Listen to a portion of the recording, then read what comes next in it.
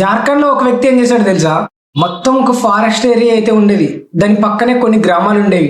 అలాగే కొన్ని చెరువులు, వాటర్ ఆగితే కొంచెం మంచి స్వచ్ఛమైన వాటర్.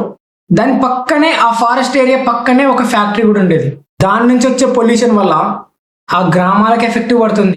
అలాగే ఆ ఫారెస్ట్ ఏరియాలోకి వెళ్ళి ఆ వ్యక్తి ఏం చేశాడంటే, చెట్లు చూపిస్తుంటే మొత్తం బ్లాక్ కలర్ లా కనిపిస్తుంది. అతని చెట్లను ఇట్లా దులుపుతున్నాడు. దులుపుతుంటే మొత్తం పొల్యూషన్, నల్లగా ఉండే బూడిది చాలా దరిద్రంగా ఉంది. అక్కడ బోరింగ్ నుంచి కొడుతుంటే వాటర్ వస్తున్నాయి తెలుసా, బ్లాక్ కలర్ లో వస్తున్నాయి. అలాగే ఆ పక్కన ఉండే చెరువుల్లో వాటర్ తీసుకోవడానికి వెళ్ళినట్లయితే వాళ్ళు మొత్తం అది కూడా పొల్యూషన్, అలాగే వాటర్ బ్లాక్ అయిపోయినాయి. ఇవన్నీ చేస్తుంటే ఆ వ్యక్తికి థ్రెట్ కాల్స్ వచ్చినాయి. నువ్వు ఎక్కడ ఉంటావు, నువ్వేం చేస్తావు? నేను చెప్తున్నా, ఇప్పుడుండే సొసైటీలో ఎంత మంచిగా మనం పోరాడినా కూడా మన లైఫ్ థ్రెట్ అయితే ఉంటది. అయినా కూడా మన ప్రాణాలు పోయినా పర్లేదని పోరాడతారు. అట్లాంటి వాళ్ళకి మాత్రం కంపల్సరీ సపోర్ట్ చేయాలి మనం. ఇప్పుడున్న రోజుల్లో స్వార్థంగా ఉన్నారు. ఎవరు ఏమైపోతే మనకేంటి అనేలాగా ఉన్నారు.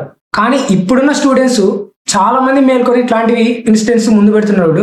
వాళ్ళకి హ్యాండ్స్ ఆఫ్. నిజంగా చెప్తున్నా, ఏదైనా కానీ మనం ధర్మ పక్షానే ఉండాలా. ఇది మనకి నచ్చలేదంటే అది ముందు పెట్టేసేయాలి అంతే. చూడండి మరి, ఆ వ్యక్తి హ్యాండ్స్ ఆఫ్ కదా. అసలు పొల్యూషన్ అయిపోతుంది, ఫారెస్ట్ ఏరియా మొత్తం పాడైపోతుంది, గ్రామాలు పాడైపోతున్నాయి, వాటర్ చెడిపోతున్నాయి. ఇవన్నీ ముందు పెడుతుంటే అతనికి అన్ని థ్రెట్టింగ్ కాల్స్ వచ్చినా కూడా కొంచెం కూడా భయపడకుండా రోజు వీడియో పెట్టేవాడు అతను. అది జార్ఖండ్ మొత్తం ఇప్పుడు ఒక హైలైట్ అయిపోయింది. అక్కడున్న పొలిటీషియన్స్ కూడా దాని మీద కొంచెం కూడా స్పందించట్లేదు. ఎందుకంటే అవతల ఉండేది బిజినెస్ మ్యాన్స్ కాబట్టి కొంచెం భయపడతారు. రాజకీయ నాయకులు ఒక స్టూడెంట్ స్థాయి నుంచే ఒక రాజకీయంగా ఎదుగుతారు, కానీ ఎదిగినాక మనం ఒకప్పుడు ఎంత కష్టపడి వచ్చామనేది మాత్రం మర్చిపోతారు. నాకు అట్లాంటివి చూసుకున్నట్లయితే చాలా బాధ అయితే అవుతుంది.